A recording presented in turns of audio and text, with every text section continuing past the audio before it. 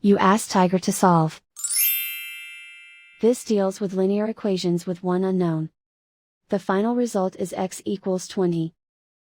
Let's solve it step by step. Group all constants on the right side of the equation. Subtract 20 from both sides. Simplify the arithmetic.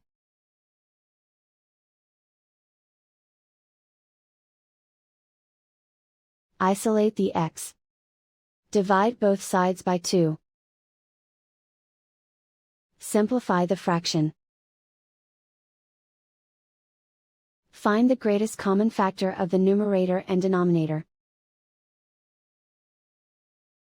Factor out and cancel the greatest common factor.